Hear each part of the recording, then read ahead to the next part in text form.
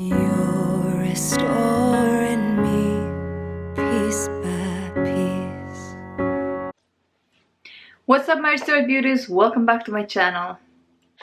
I apologize for having not posted in a while on this main channel. Life happens, what to do, let's move on. Today we're going to end the series on bad habits that destroy the marriage, and we also discussed good habits that will help you in a marriage relationship. So today we're going to end with a bad habit, complaining.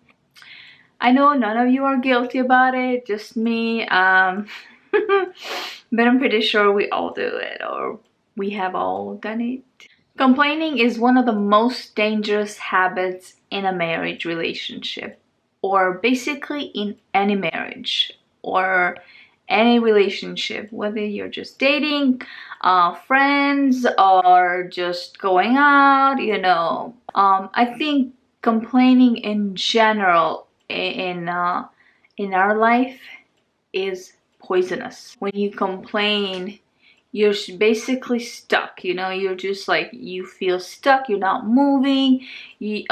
So that is the same with marriage, with your relationship, with your spouse, with your fiance, partner, whatever you want to call it. When we complain, we basically just, it's like a broken train that just sits there and whines that it's broken, and I'm not moving, I'm not going anywhere, nobody's helping me.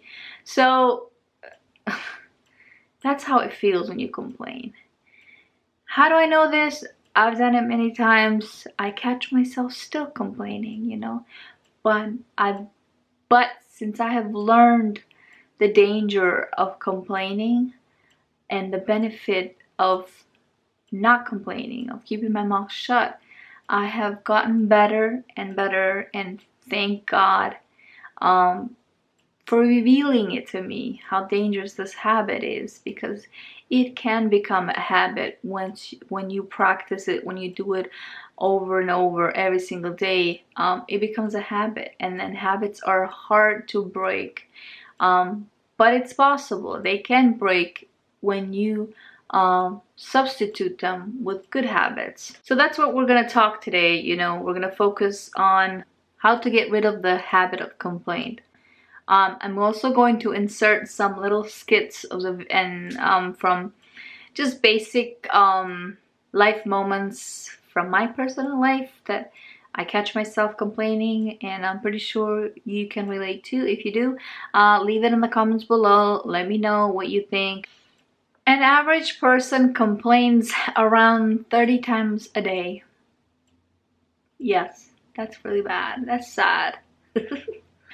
I think it's more than that, because I have caught myself complaining more than 30 times a day.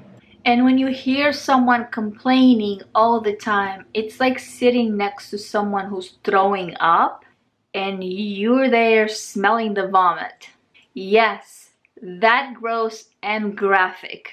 Complaints can hurt your marriage relationship, especially if complaints are always negative. Complaining drains the marriage. It makes you want to leave and not come back ever. People who complain are usually people who are not satisfied with themselves. They're not happy within themselves. Therefore, they want others to pity them. They want others to join their pity party. So they try to voice that through complaining. But sometimes in reality, when you hear people complain a lot, it's also a way for them to ask for help indirectly, because deep inside of them, they're lost, they're confused, they're hurt, they're depressed. So when you hear your spouse complain a lot, instead of judging them or staying away from them, get close, offer your ear, offer your help, and listen. But someone who complains negatively all the time is someone who always finds faults in others. And most of the time, couples, we have complaints about each other. We will have something to complain about each other, always. That's the beauty, and that's the advantage and the disadvantage of living with someone, because they get to see your side, you get to see their side. You may not like it, they may not like it, but when you love each other, you have to find ways to put up with it, or um, cope with each other, cope with each other's differences. But if you're someone who always complains, about everything that your spouse does or is or acts or says, will come a time where you're just draining that person, their energy. You're pushing them away. You're pushing them aside. Their love toward you, it's gonna grow cold. So you want to avoid that, if you actually love that person.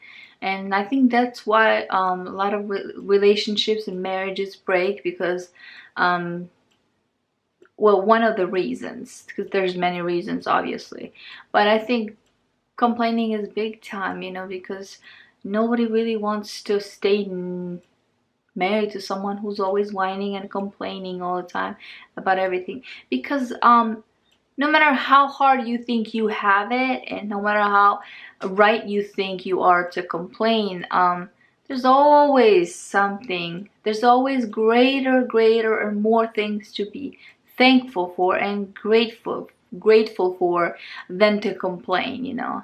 Complain for things that are, have healthy complaints, things that it's okay to judge it, to stand for. But in a marriage relationship, if you're actually complaining about how your spouse is or how they do things, this and that, and you think that by complaining you're gonna change that person, let me tell you something, it doesn't work. You are just going to go around the mountains for years and years and years, and you're gonna drain your energy, and you're going to get disappointed, because no one can change people but God. So leave it up to Him. He can change people. Pray, leave it up to Him. It will come naturally, instead of just forcing someone to change through complaints and through saying things negative about them. It just doesn't work, It doesn't work. I tried it in the beginning of our marriage. It didn't work. I saw it a big time. Sometimes I see my husband saying things like, or do things that he wants me to change. And I have flat out many times said it, that's not something you should be concerned of, leave it up to God. He will change me, as much as I allow Him to, of course. But it would save you a lot of headache and time and energy. Stop trying to change someone or your spouse through complaining, and nagging them all the time. Because it only creates pressure and tension. And where there's pressure and tension, it's like the pressure cooker, it eventually it will burst out, spill out, and you will get hurt. You will say things negative to each other back and forth, and eventually the relationship will break. So you want to avoid that. You don't want to fall into that. So in order to avoid that,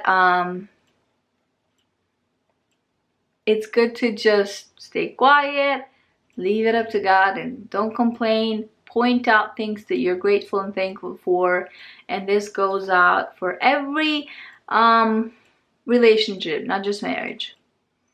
Sorry about the lighting.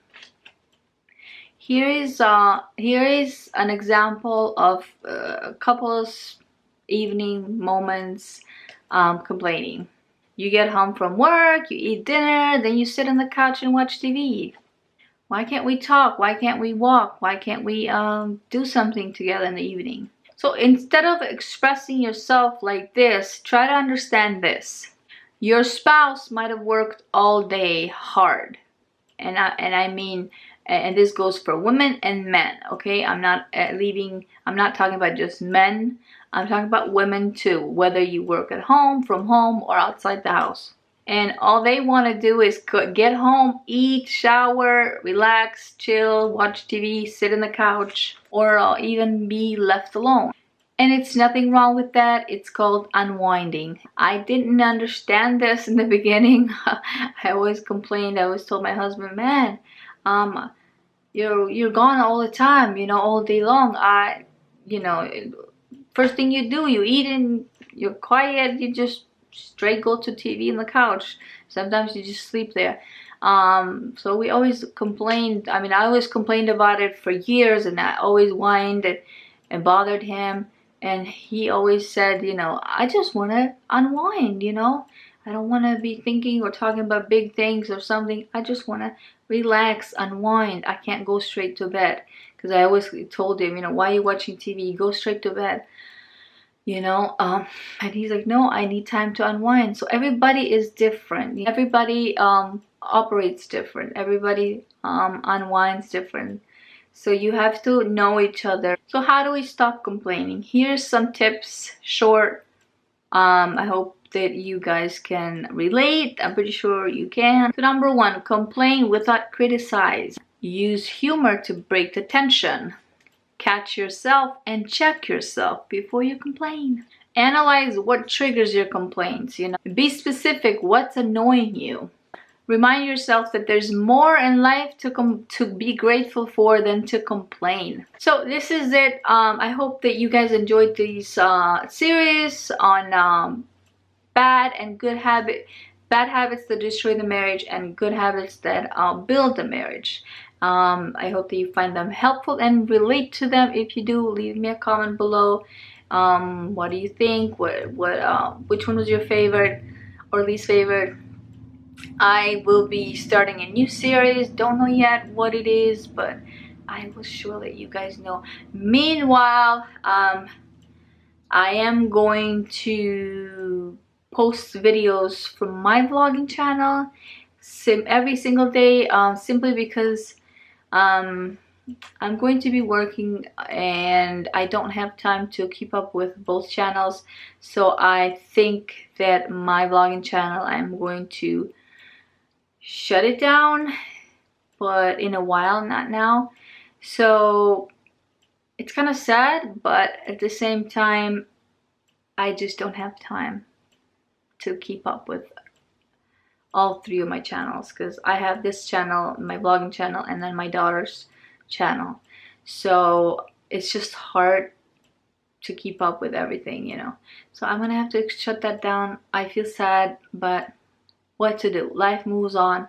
But anyway, I'm very thankful for you guys that are here. If you haven't already subscribed, I would love to have you on this channel.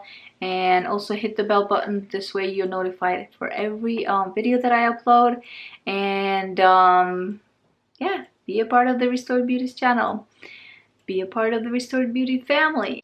Don't forget to give this video a like. And I will see you guys on my next video. And also follow me on my social media. Everything will be linked below.